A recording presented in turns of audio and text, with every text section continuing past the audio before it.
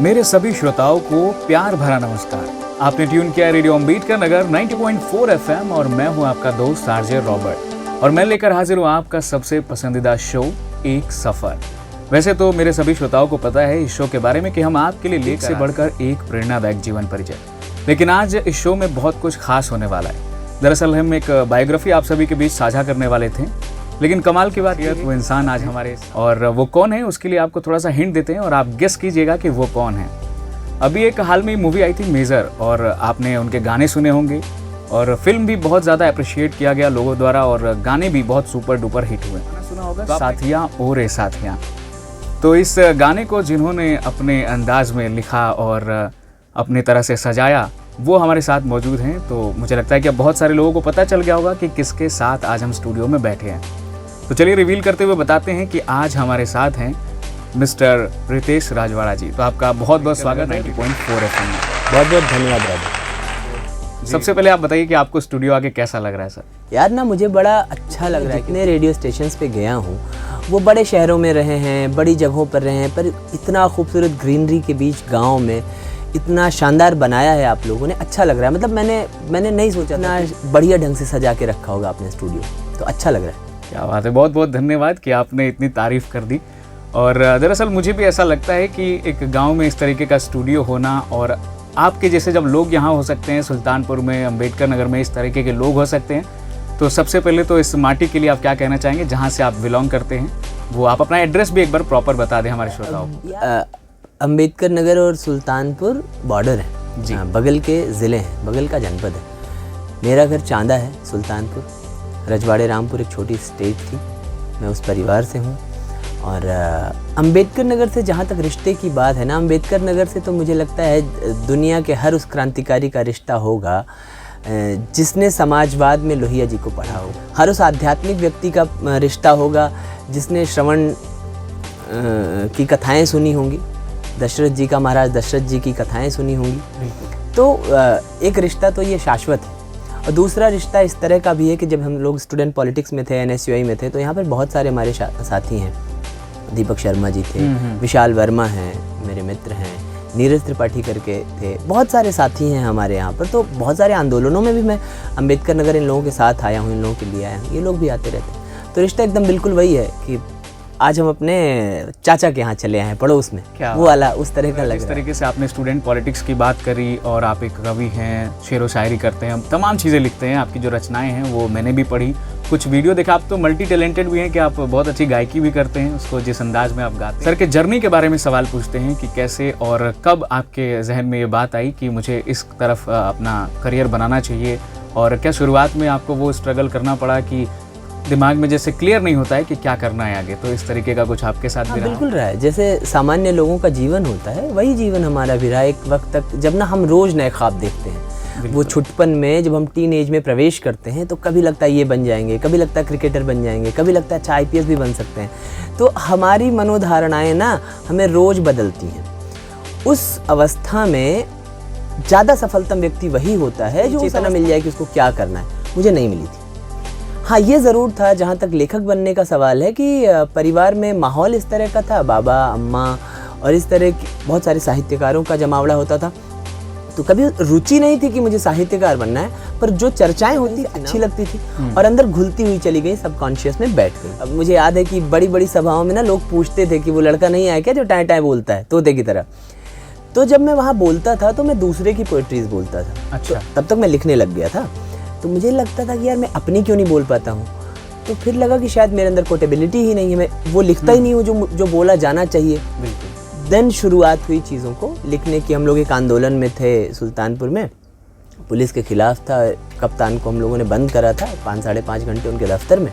तो वहाँ पहली पोइट्री थी जो मेरी कोटेबिलिटी में थी और जो मैंने कोट करी थी कि जाकर कह दो बज़ुबान और बेकाबू कप्तानों से, चौकी चौकी जाकर कह दो थानों से, हम डरते नहीं हथकड़ियों से, लाठी से, उनकी गोली से, हम हैं आगे बढ़ने वाले इंकलाब की बोली से। तो वहाँ से शुरू हुई और है लेखन का और राजनीति का रिश्ता तो बहुत पुराना है। पंडित जी रहे हैं, अटल बिहारी वाजपेयी जी रहे हैं, विश्वनाथ प्रताप सिंह जी रहे हैं, गांधी जी, बहुत सारे लोग रहे हैं। सुल्तानपुर से मुंबई तक की जर्नी कैसी रही और क्या आपको वो सपोर्ट मिला? जैसे कहते हैं ना कि किसी गॉड फादर का होना ज़रूरी है, या अगर उनके नहीं है कोई हमारे ऐसे पहचान का तो स्ट्रगल और ज़्यादा हो जाता है। तो ऐसे में आप किसे श्रेय देना चाहेंगे और क्या है ऐसा कोई इंसान? आपके एक सवाल में ना मेरे 2 जवाब। तो स्ट्रगल जैसी जो चीज़ होती है वो दुनिया में ना हर व्यक्ति के साथ गुजरती है। मैं उस बात को ग्लोरीफाई नहीं करना चाहता कि एक वक्त पे मैं यहाँ खाना नहीं खाया, यहाँ रातें जागी। जिनकी वजह से मैं मुंबई में हूँ, मनोज भैया, मनोज मुंतशिर सर, जिन्होंने मुझे पहली बार देखा, सुना और उन्हें लगा कि मुझे फिल्में लिखनी चाहिए, जो मुझे जिन्होंने इंस्पायर करा। उन्होंने एक बात कही थी मुझे कि यार ना, जितनी रातें तुम भूख से जग लो, जितनी सर्दियाँ तुम सह लो, जितनी धूप ताप सह लो, उस बात खुश हो जाना, उस दिन खुश हो जाना। तुमने एक दिन का स्ट्रगल और ईश्वर के खाते में जमा करा। अच्छा सर, अब मैं चाहता हूँ ना कि हमारे श्रोताओं को कुछ आप अपनी रचना सुनाएं जो आपने लिखी हो और अपने अंदाज में आप सुनाएं।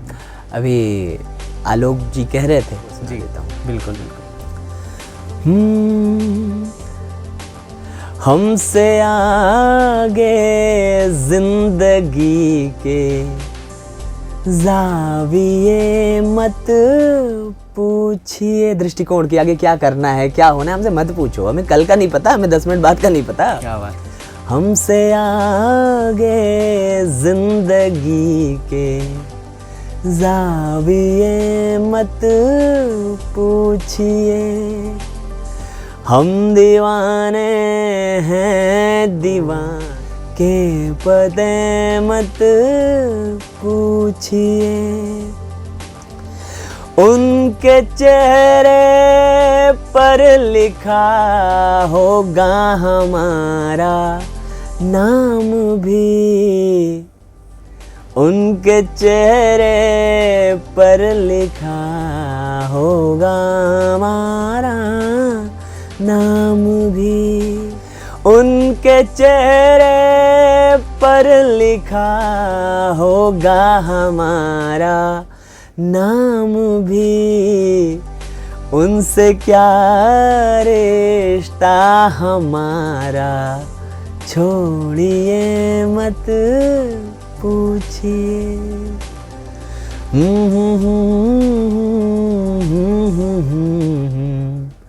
छोड़िए मत पूछिए। क्या बात है, बहुत शानदार, बहुत शानदार। मतलब ऐसा लग रहा था ना, जिस तरीके से आप बात कर रहे थे तो ऐसा लग रहा था कि अभी जो इंसान गाना गा रहा है वो कोई और है और ये कोई और है। जिस तरह से मॉड्यूलेशन आपने किया, ये वाकई आंख बंद करने पे मुझे लगता है कि ये हमें लूप में भी सुनना चाहिए। बाद में आपकी इस इंटरव्यू के बाद मैं इसको दोबारा सुनूंगा और खुद भी थोड़ा गुनगुनाने की कोशिश। Thank you. निदा फाजली साहब कहते थे ना कि एक आदमी में रहते हैं 10-20 आदमी, जिसको भी देखना हो कई बार देखिए।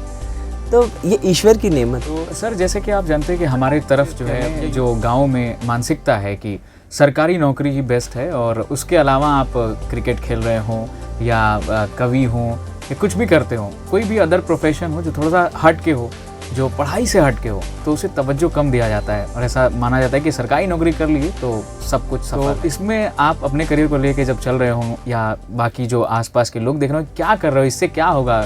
मतलब अर्निंग के मामले में बहुत मैटर करता है ये सारे मामले, तो इस पर आप क्या कहना चाहेंगे? ये सवाल बहुत अच्छा है, बहुत अलहदा है, किसी ने पूछा नहीं। देखिए, ये बात अगर है तो आप क्या अर्न करना चाहते हैं, सबसे पहला सवाल ये है। दूसरी बात कि जब ना आप वो करने लगें जो समाज को समझ में ना आए, परिवार को समझ में ना आए, जो रूटीन वर्क ना हो, तो आप मान लीजिए कि समाज से या तो कुछ आगे की कर रहे हैं या तो अलग कर रहे हैं, और दोनों दशाओं में आपका फ़ायदा है। जब मैं पॉलिटिक्स में आया तो सही में किसी को पसंद नहीं था परिवार में, घर में। जब मैं पहली बार जेल गया तो बड़ा ये हुआ कि मम्मी परेशान थी, चीज़ें हुई। 6 दिसंबर 2012, तो एक बड़े आंदोलन के बाद तो परेशान थी। फिर मैं जब लौट के आया तो मैं एक दिन बैठा और मैंने उनको समझाया कि देखा मम्मी, ये अटल जी गए हैं, चंद्रशेखर जी गए हैं, भगत सिंह गए हैं, गांधी जी गए हैं, तमाम लोग गए हैं, और मैं चोरी डकैती इसमें नहीं गया हूँ। मैं जन आंदोलनों में गया हूँ। मेरी एक छोटी दादी थी, हम नहीं हैं दुनिया में, वो बड़ी पढ़ी लिखी थी, वो बड़ा सपोर्ट करती थी। वो कहती थी कि दुनिया की लड़ाई है। वो हमेशा कहती थी कि आपदकाल परखिए चारी, धीरज धर्म मित्र अरुनारी। उनसे बहुत सारी चीज़ें मैंने सीखी हैं, तो वो बड़ा सपोर्ट करना। ये है ना कि यार डरो मत, लाइफ को ना तो मैं कह रहा हूँ कि मुझे 60,000 रुपये देकर कोई कह रहे कि पटवारी की नौकरी कर लूँ या 4 लाख रुपए महीने की दे, मैंने जीना ही नहीं। मैं 4,000 में खुश हूँ कि छात्र आंदोलनों में खुश हूँ, जन आंदोलनों में खुश हूँ। तो खुशी की कोई कीमत नहीं होती। बिल्कुल। सुख और सुविधा के बीच का फर्क हमें समझना होगा। आप आरजे हो, इतना शानदार काम कर रहे हो, आप इसमें ना आनंद में होंगे जब आपकी आवाज़ गूंजती होगी, आपको 10 फ़ोन कॉल्स आते होंगे, सेल्फ सेटिस्फेक्शन। हाँ, सेल्फ सेटिस्फेक्शन मिल रहा है। आपको किसी शिप का कैप्टन बना दिया जाए और आपको 10 लाख सैलरी हो जाए, आपको मलमल के गद्दे मिल जाएंगे, बढ़िया एसी मिल जाएगा, बढ़िया कोठी मिल जाएगी। वो सुविधा है, वो सुख नहीं है। सुख इसमें है जो आप कर रहे हैं। जो भी श्रोता अभी सुन रहे हैं, हो सकता है कि पेरेंट्स सुन रहे हों, तो वो भी अपने बच्चों के लिए ये चीज़ें सुने। अगर आसपास हैं तो मैं चाहूँगा वो लोग उन्हें बुला लें। और कि युवाओं के लिए आप क्या कहना चाहेंगे? आजकल का जो यूथ है, क्या वो दिशा भ्रम हो रहा है या सही ट्रैक पर चल रहा है? सही तो नहीं है, पूरी तरह तो नहीं कह सकता, ज़्यादातर। आप सोचो कि जिस देश की 65% आबादी नौजवानों की हो, वो देश मतलब पोटेंशियल कम है यार। हम उद्यम कम लगा पा रहे हैं, हम उतने मेडल क्यों नहीं ला पा रहे? हमारी मतलब आप सोचो कि नौजवानों की टोली कहीं नुक्कड़ पे बैठ के सिगरेट के छल्ले उड़ाते मिल रही है, किसी का दुपट्टा खींचते, किसी की फब्बती कसते मिल रही है। उसको कहीं और होना था। बिल्कुल। ये निर्माण परिवार से शुरू होता है, आंगन से शुरू होता है। आपने बहुत अच्छा कहा कि परिवार के लोग सुन रहे हो, परिवार के लोगों को ही चाहिए। निर्माण में सबसे पहला हाथ आपका लगता है। एक बड़ी गलत परंपरा चली है, पता नहीं आपके पास इस बात के लिए कितना वक्त है? नहीं, वक्त है, आप बताएं। ये बहुत अच्छी बातें चल रही हैं। पुत्र मोह एक जमाने में आलोचना में कहा जाता था। हाँ, धृतराष्ट्र को कहा जाता था कि पुत्र मोह हो गया, फलां को पुत्र मोह हो गया, और ये आलोचना। आज पुत्र मोह ना अनुशंसा में कहा जा रहा है, प्रशंसा में कहा जा रहा है। किसी पुत्र का, किसी बच्चे का, किसी बेटी का निर्माण पिता के अनुशासन और माता के स्नेह से होता था। तब जाकर उसके अंदर इमोशन और अनुशासन दोनों बन के निकलता था। उसका वो एक सशक्त व्यक्ति बन सकता था। वो किसी क्षेत्र में जाता, किसी काम में जाता। अभी क्या है, बाबा भी पुलुलुलुलु, मम्मी भी डांट दिए तो बहुत बड़ा। अरे आपका भी बचपन वैसे ही बीता होगा। हम लोग तो 90s के बच्चे हैं। हमारी शिकायत घर पे अगर आती थी तो घर पे भी मार पड़ती थी। अगर पता चलता था कि हम स्कूल में मारे गए हैं तो घर पर भी मार पड़ती थी। बिल्कुल। कहीं तो मैंने सोशल मीडिया में पढ़ा, किसी ने लिख के डाला था ना कि अध्यापक उसकी छड़ी लौटा दें। वो बिल्कुल सही बात। बचपन में होते थे और हम कभी खाना नहीं खा रहे होते थे, आंगन में हमारी पसंद का खाना नहीं बना होता तो हमें किस्से सुना के बहका के खिला दिया जाता था। किस्से सुना के और कौर पे डिसाइड करके कि ये पापा का कौर है, ये उनका है। और इससे कितना अच्छा है कि ये जो क्या कहते हैं, यहाँ इमोशनल कनेक्शन बांधा जाता था कि ये उनके हिस्से का तुम खा लो, ये उनके हिस्से का। वो कुतिया बैठी थी, उसके हिस्से उसके पेट में चला जाए, उसका भी पेट भर जाए। एक इमोशनल बॉन्डिंग हमारी होती थी। हमें चीज़ें इस तरह से जो किस्से सुनाए जाते थे। अब आप सोचिए उस किस्से के सुनने में आपका क्या फ़ायदा था? उस किस्से सुनने में ना आपकी श्रवण क्षमता बढ़ती थी, आपकी याददाश्त बढ़ती थी, उसको याद रखने की क्षमताएं बढ़ती थी। और जब आप क्लास में कोई चीज़ सुनते थे, पढ़ते थे, तो वो आपको याद हो जाता था। ये बहुत काला सच है जिस पर अभी आपने प्रकाश डाला और बताया। 20-25 साल 30 साल बाद, आंकड़े मुझे ठीक से याद नहीं है, हम नहीं रह जाएंगे दुनिया के सबसे जवान देश। ये सबसे बड़ी उपलब्धि है कि हम दुनिया की सबसे पुरानी सभ्यता हैं और सबसे जवान देश। फलाने बाबा इनके अध्यापक हैं, इनके पिताजी किसान हैं, इनके पिताजी डॉक्टर हैं, इनके पिताजी गांव के प्रधान हैं, इनके पिताजी फला बड़े भले व्यक्ति हैं, सामाजिक व्यक्ति हैं। कहाँ रह गया? फिर होगा कि इनके पिताजी टिकटॉक बनाते थे, तो इस तरीके की भी चीज़ें रहेंगी। अच्छा, अभी आपसे इतनी बातचीत हुई तो मुझे बहुत कंफर्टेबल महसूस कर रहा हूँ। और शुरुआत में जब आप नहीं आए थे तो एक आर्टिकल मैंने पढ़ा था आपके बारे में, तो उसमें आपके प्रशासन ने आपके ऊपर गुंडा एक्ट लगाया हुआ था। तो मैं ये सोच रहा था कि कहीं ऐसा ना हो कि आप आएँ और यहाँ मुझे बहुत तहजीब से सवाल पूछना हो। और तो अभी मैं बहुत नॉर्मल हूँ और आपके साथ बहुत कंफर्टेबल हूँ। तो क्या था ये मामला? ये शुरुआती दिनों में छात्र आंदोलनों की बदौलत था। 2012 में एक आंदोलन चला था हमारे यहाँ स्थानीय विधायक जी के खिलाफ जी, बिजली की बदहाल व्यवस्था को लेकर। उसमें उस वक्त की सरकार को, उस वक्त के विधायकों को ऐसा लगा कि ये तो नाफरमानी है, कि जिले इलाही के आगे सर कैसे उठ सकता है, वो वाला मसला था। हमसे लोगों ने कहा कि मिल लो, बात कर लो। उसमें डीएम कप्तान साहब भी जो थी, उनसे मेरी बात होती थी फ़ोन पे, लेकिन उस बात को उन्होंने ईगो पे ले लिया था कि कैसे कर दिया। और उस वक्त का सबसे बड़ा रोड जाम था, 8.5 घंटे। अरे बाप। नेशनल हाईवे पे हम बैठे थे। एक हत्या में एक व्यक्ति की हत्या हो गई थी। अच्छा। उनको लेकर, तो उन्हीं मामलों को लेकर प्रशासन ने उस वक्त लगाया था। अब 2010 में 2012 में हुई चीज़ को 2022 में जब चीज़ें थोड़ी बड़ी होने लगी, चीज़ें थोड़ी थोड़ी प्रफुल्लित होने लगी, फलने फूलने लगी, तो और भी शायद इस उद्देश्य से ले आया गया कि लाएंगे तो व्यक्ति परेशान होगा, ये चीज़ें होंगी। पर वो आज वसीम बरेलवी साहब बहुत बार याद आ रहे हैं, उनका शेर था ना कि तुम गिराने में लगे थे, तुमने सोचा ही नहीं, मैं गिरा तो मसला बनकर खड़ा हो जाऊंगा। क्या बात। मुझको चलने दो, अकेला है अभी मेरा सफ़र, रास्ता रोका गया तो काफिला हो जाऊं। मैंने किसी का सर नहीं तोड़ा, मैंने किसी पे पिस्टल नहीं तानी, किसी पे बम नहीं मरवाया, मैंने किसी की डकैती नहीं डाली, मैंने छिनैती नहीं करी, मैंने किसी की छेड़खानी नहीं करी, मैंने चोरी नहीं करी।